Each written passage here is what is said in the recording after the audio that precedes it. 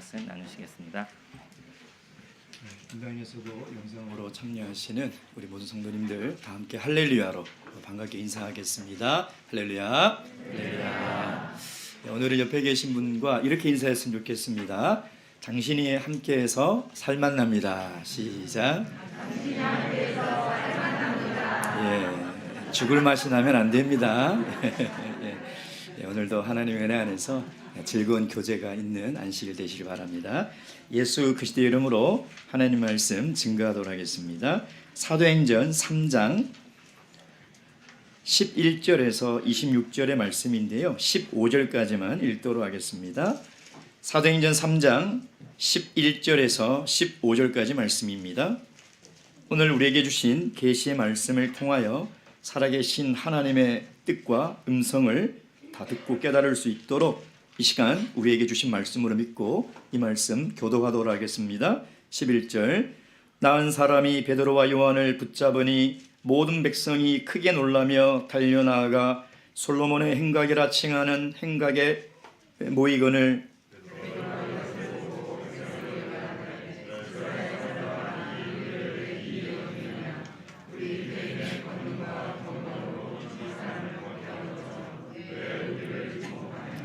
아브라함과 이삭과 야곱의 하나님 곧 우리 조상의 하나님이 그 종 예수를 영화롭게 하셨느니라. 너희가 저를 넘겨주고 빌라도가 놓아 주기로 결한한 것을 너희가 그 앞에서 부인하였으니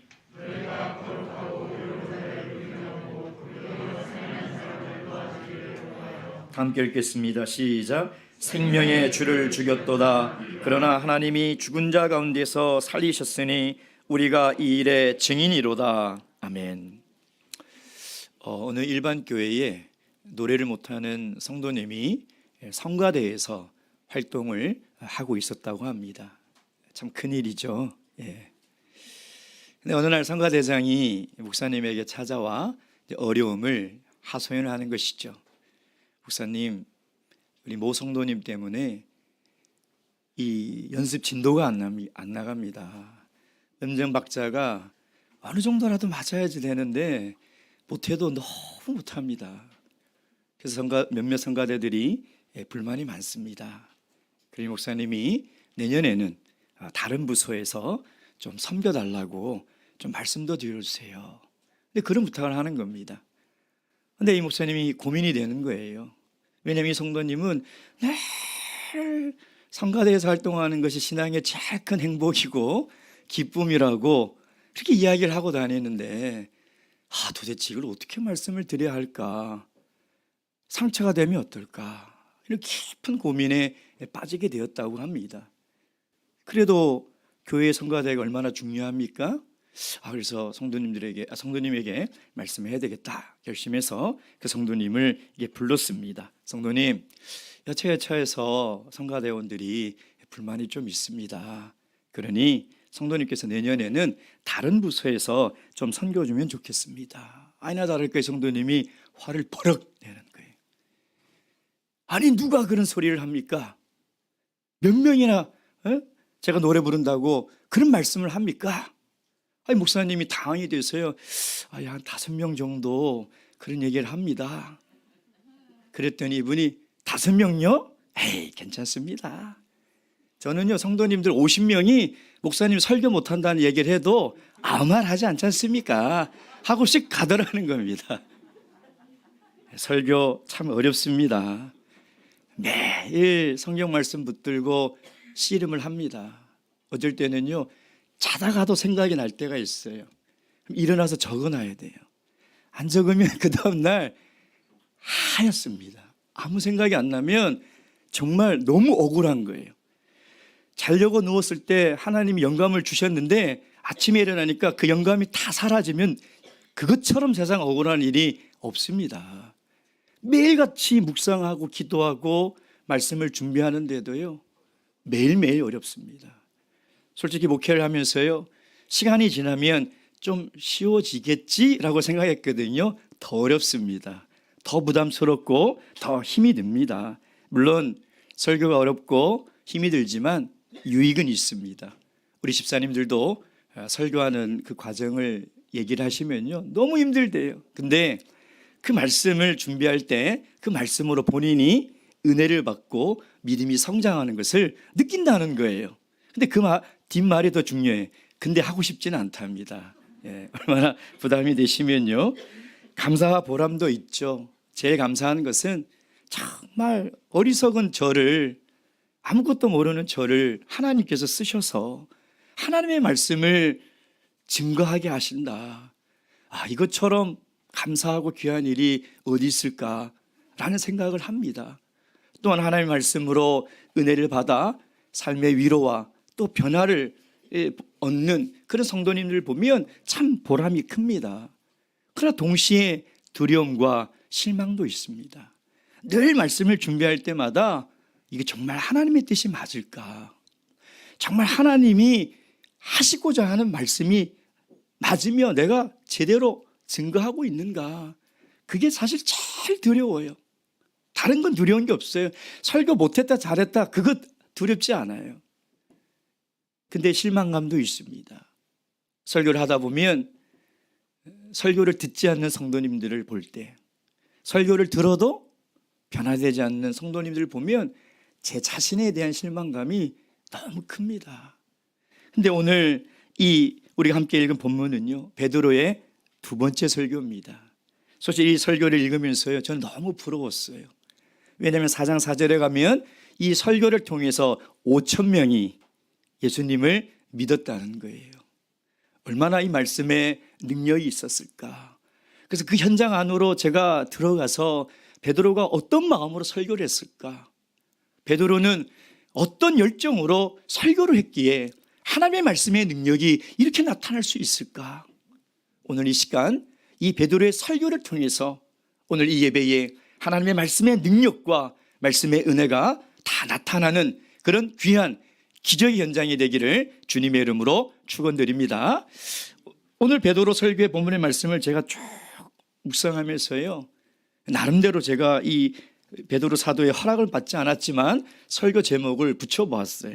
12절 말씀, 베드로가 이것을 보고 백성에게 말하되 이스라엘 사람들아 이 일을 왜 기이 여기느냐? 우리 개인의 권능과 경건으로 이 사람을 걷게 한 것처럼 왜 우리를 주목하느냐? 왜 우리를 주목하느냐라는 것이죠.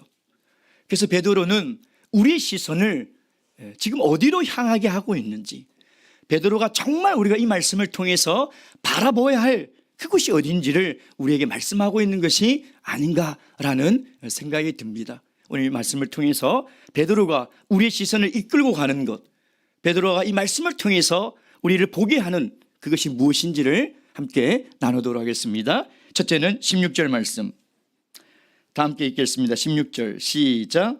그 이름을 믿음으로 그 이름이 너희 보고 아는 이 사람을 성하게 하였나니 예수로 말미암아 난 믿음이 너희 모든 사람 앞에서 이같이 완전히 낫게 하였느니라.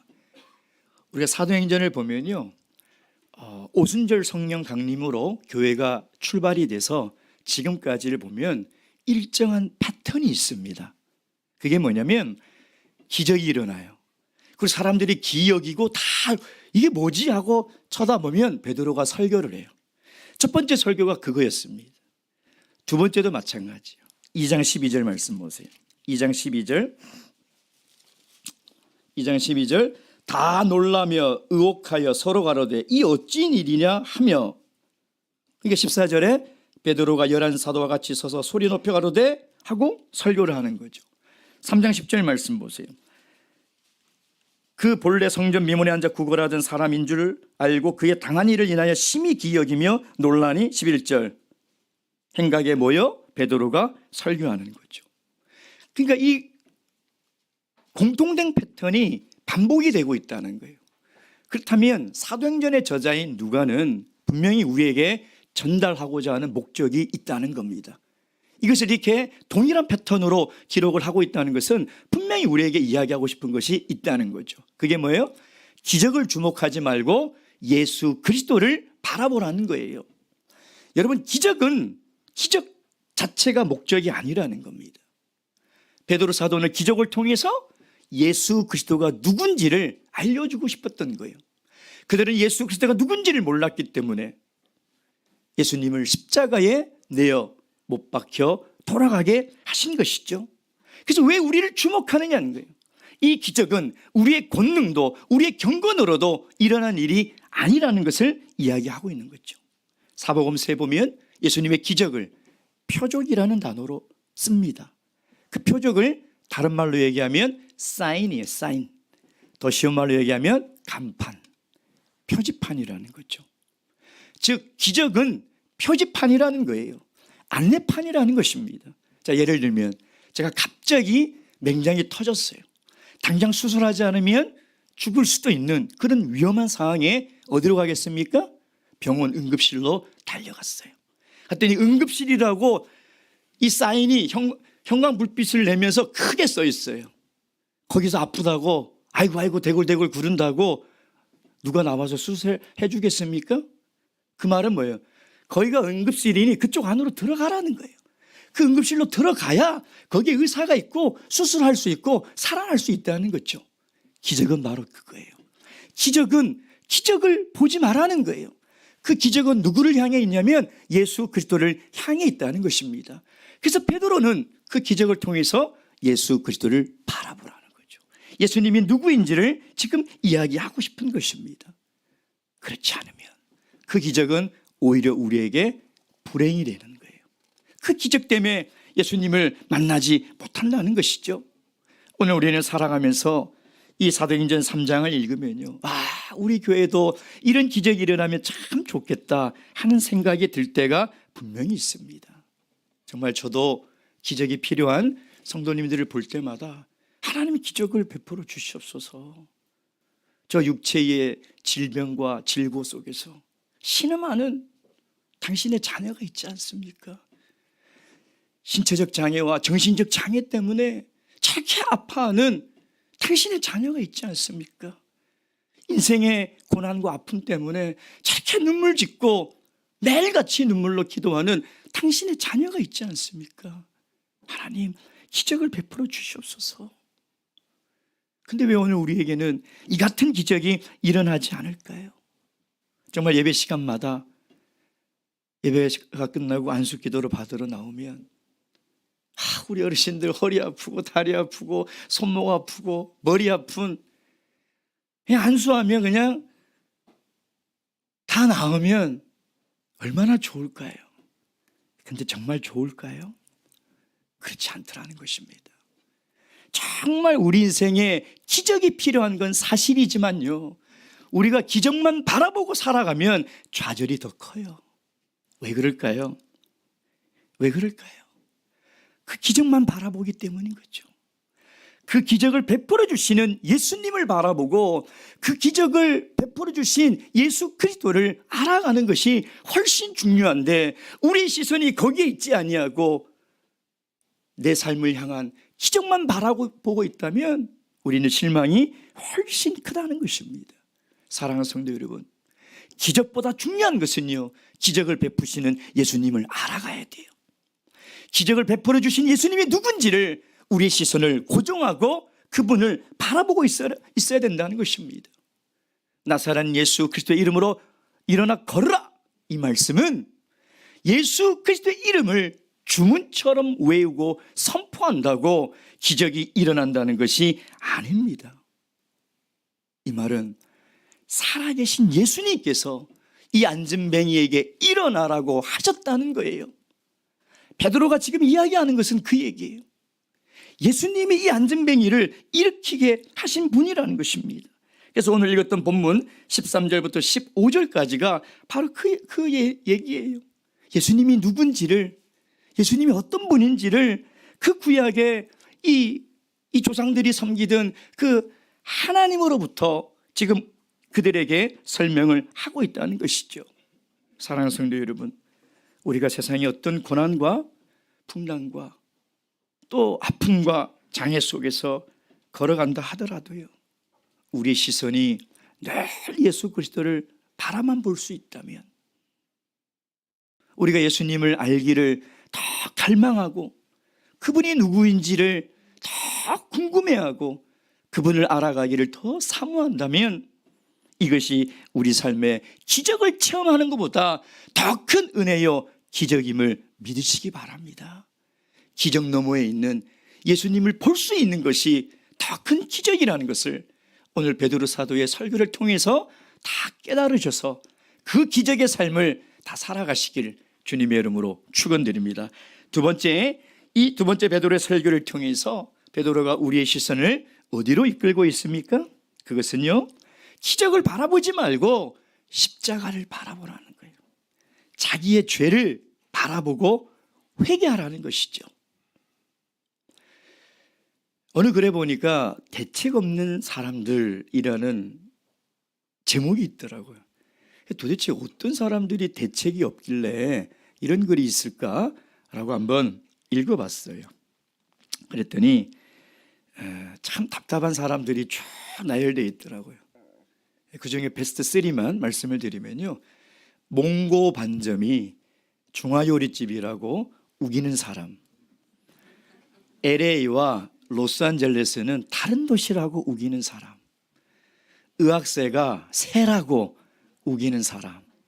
참 대책 없고 답이 없다고 그러더라고요. 나중에 의학세 가지고 싸우지 마세요. 근데 진짜 대책 없는 사람이 누구냐면 멸망의 길로 걸어가고 있으면서도요, 돌이키지 않는 사람이에요.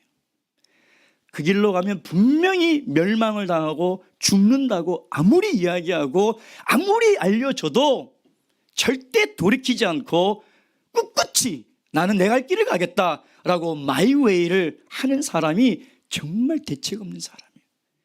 유대인들이 그러죠. 유대인들.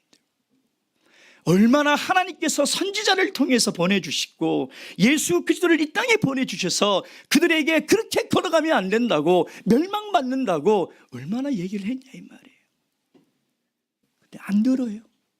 돌이키질 않아요. 하나님이 직접 내려오셔서 그들에게 말씀하셨는데도 그들은 돌이키지 않는데, 도대체 어떻게 해야 그들이 돌이킬까요?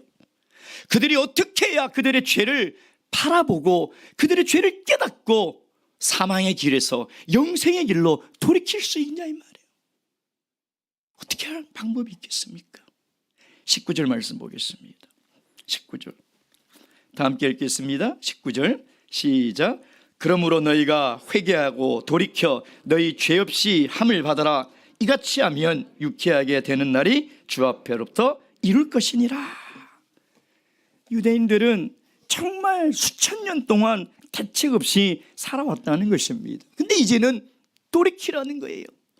기적을 보지 말고 내 마음 안에 있는 죄를 보고 회개하고 돌이키면 새로운 삶이 있을 거라는 것이죠. 놀라운 것은 사도행전 4장 4절 말씀 보시겠습니다. 4절 다 함께 읽겠습니다. 시작. 말씀을 들은 사람 중에 믿는 자가 많으니 남자의 수가 약 5천이 되었더라. 그러면 여자까지 합치면 약 10,000명이에요. 그들에게 이 기적을 통해서 그 나사렛 예수 그리스도를 믿고 너희 죄를 보고 회개하라고 외쳤을 때 최소 10,000명이 그렇게 수천 년을 끈질기게 목이 곧아서 하나님의 말씀을 듣지 않던 그 유대인들이 그 길을 돌이켰다는 것이죠. 여러분, 이 베드로의 설교를 듣는 유대인들이 회개했다는 것은요, 예수를 믿었다는 것은 뭐냐면 방금 며칠 전 자기의 손으로 십자가에 죽인 그 예수를 믿었다는 거예요. 죄인이라고 하나님의 이름을 망령되이 부르는 자라고 이단이라고 소리치며 죽이라고 했던 그 예수를 메시아로 믿었다는 거예요. 이게 기적이에요. 이거보다 더 큰 기적이 어디 있습니까? 그들은 아무리 하나님께서 돌이키라고 선지자를 보내고 기적을 베풀어도 그 양심의 화인이 맞고 목이 곧아서 절대 돌이키지 않았던 이 사람들이 이 기적을 통해서 베드로의 그 설교로 이 사람들이 돌이켰다는 거죠. 그러니 이것이 얼마나 큰 기적이냐 이 말이에요. 여러분, 40년 동안 한 번도 걸어보지 못한 이 성전 미문의 안전뱅이가 일어난 것이 기적이 아니라 지금 유대인들이 마음을 돌이켜 자신의 죄를 발견하고 그 십자가를 보고 예수 그리스도를 믿고 그를 그리스도요 메시아라고 인정했다는 거예요. 그것이 정말 기적이죠.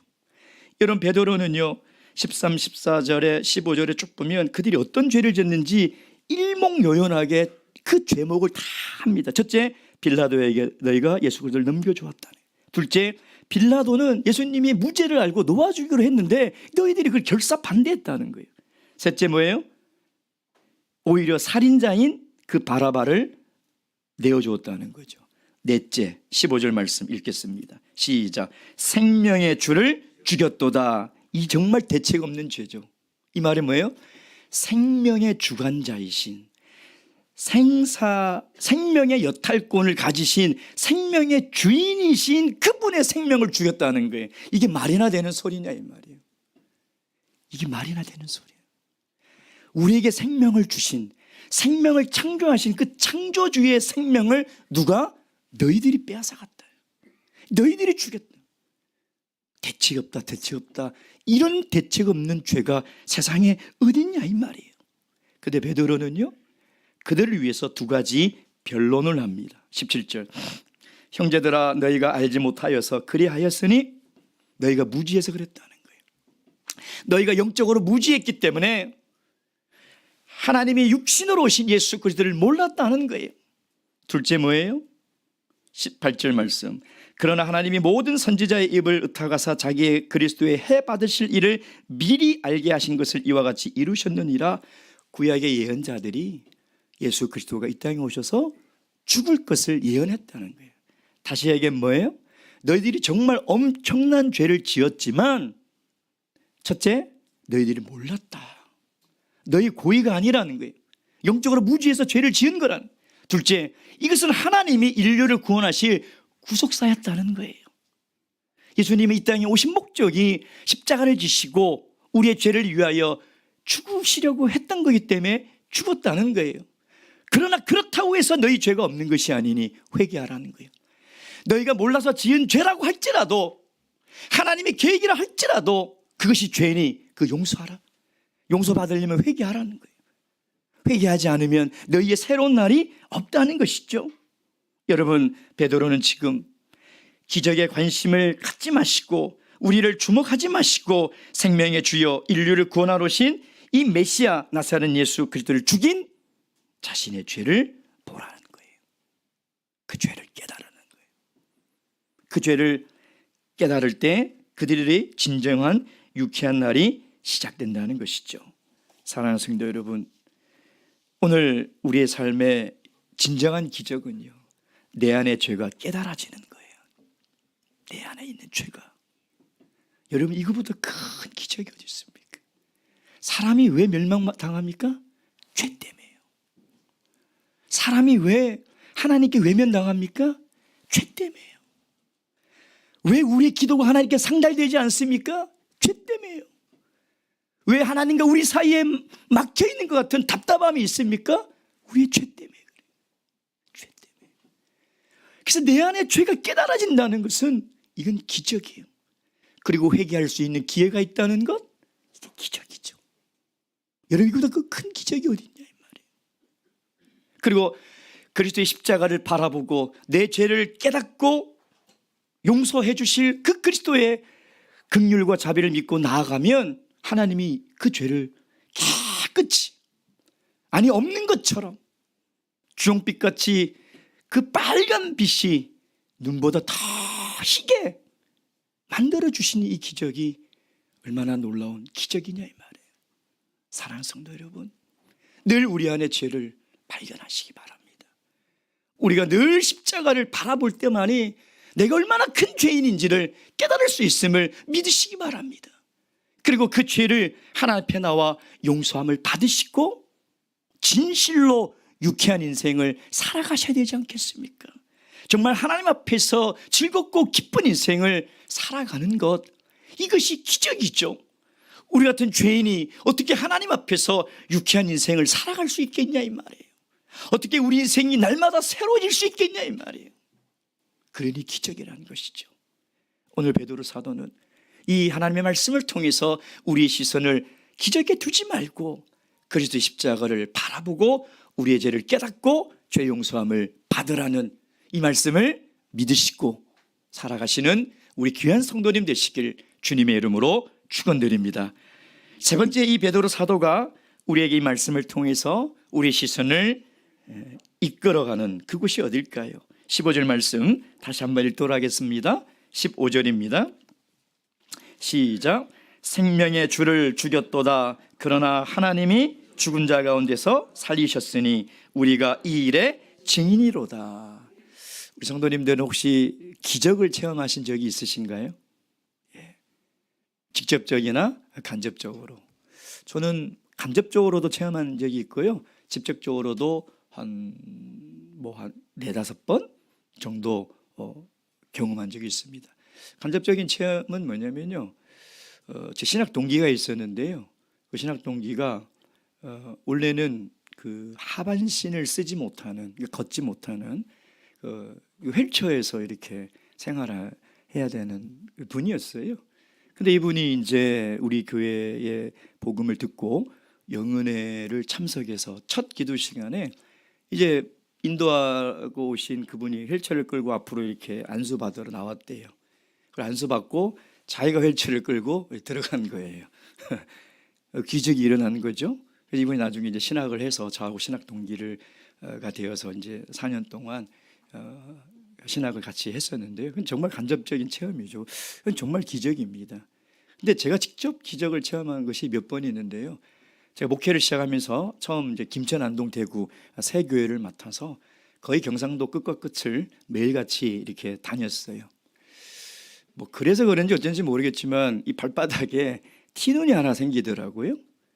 그래서 이것을 이제 어떻게 빼려고 해도 안 되고 점점점 티눈이 커지는 거예요. 약을 발라서 또 그걸 빼내는데 점점점 커져서 나중에는 오른쪽 발바닥 앞에 500원짜리 동전만하게 구멍이 뻥 뚫리는 거예요. 그때서야 제가 심각성을 깨닫고 병원으로 갔죠. 그때 의사 선생님이 깜짝 놀라면서 이거 왜 이렇게 그냥 뒀냐는 거죠. 어떻게 해야 됩니까? 레이저 수술을 해서 더 크게 도려내야 된다는, 그러니까 거의 이 발바닥 반절을 도려내야 된다는 거예요. 죽는 건 아니죠? 안 죽습니다. 그럼 어떻게 됩니까? 했더니 한 1-2주 움직이지도 못하고 가만히 있어야 된다는 거예요. 제가 운전도 못합니까? 안 된다는 거예요. 그래서 예, 알겠습니다 하고 돌아와서 고민이 되는 거예요. 제가 1-2주 동안 운전을 못하면 목회를 어떻게 합니까? 그래서 너무 고민이 돼서 하나님 앞에 그 자리로 교회에 와서 무릎 꿇고 기도를 했어요. 하나님, 참 좀 추잡하지만 이런 것까지 기도하는 것이 너무 죄송스럽지만 제가 아파서 그런 게 아니고요.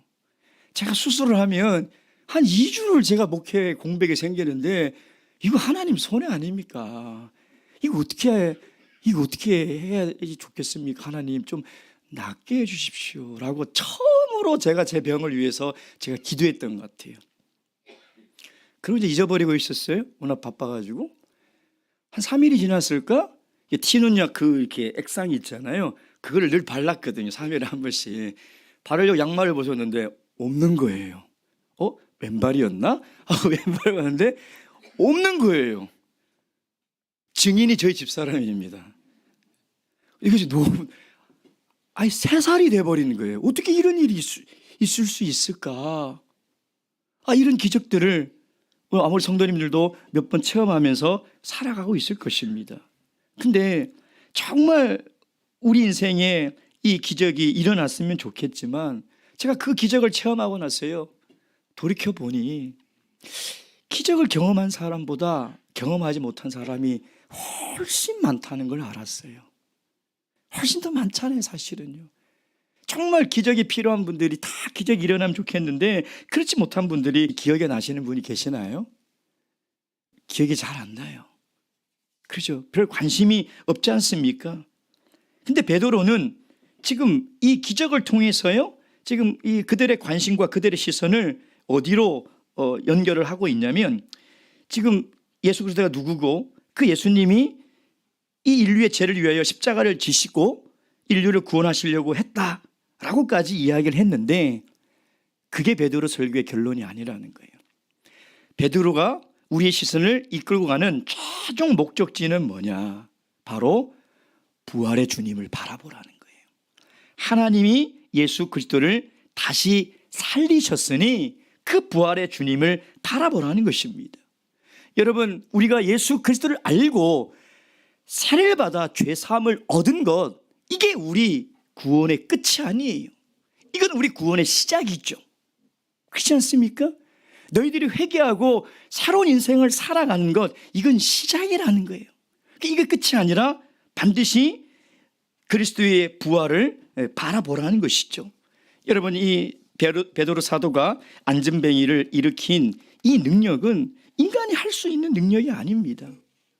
이건 하나님만이 하시는 능력이죠. 그래서 베드로 사도는 이 안전뱅이의 기적은 뭐냐? 바로 부활이 사실이라는 것을 우리들에게 증거하고 있다는 것이죠. 그래서 베드로는 담대히 이 기적은 부활하신 예수님이 하셨다. 4장 2절 말씀 보겠습니다.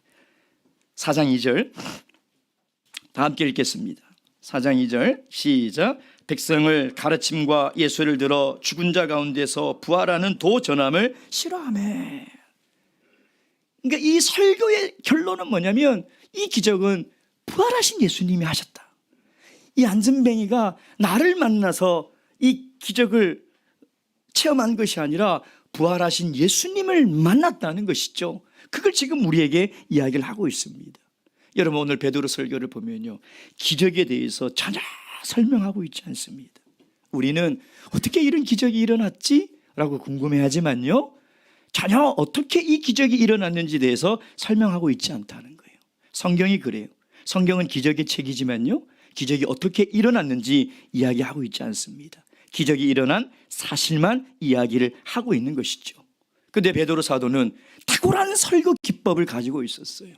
사람들이 다 관심 있고 주목하는 그 기적을 통해서 베드로는 그 시선을 어디로 옮기고 있어요? 예수 그리스도의 부활. 너희가 십자가에 죽이신 그 예수 그리스도가 부활하셨다는 겁니다. 부활하셨다는 거예요. 이게 가장 중요한 베드로의 설교의 핵심이요, 주제요, 종착지라는 것이죠. 여러분, 부활이 없었다면 사도교회가 살아남을 수 있었을까요?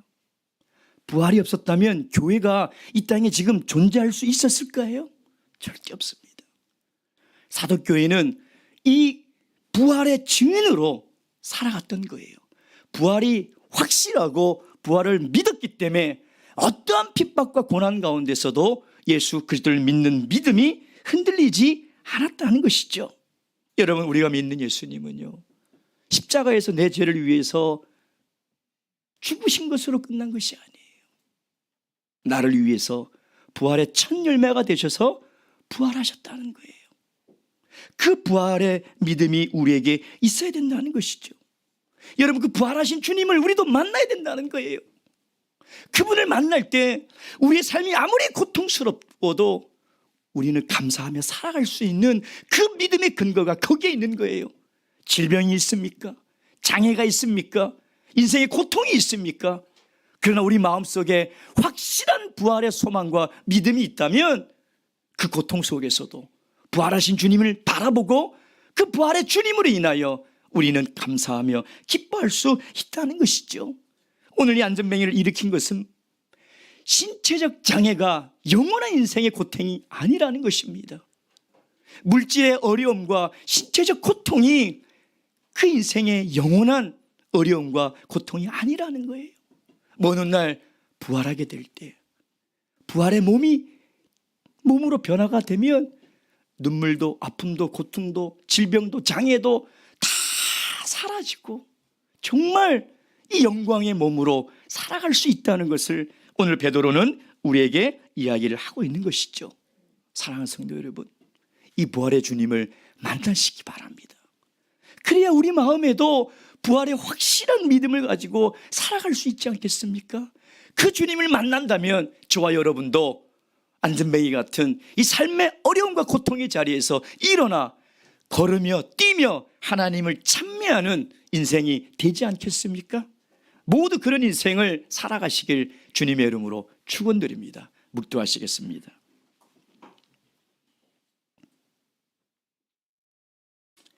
할렐루야. 아멘.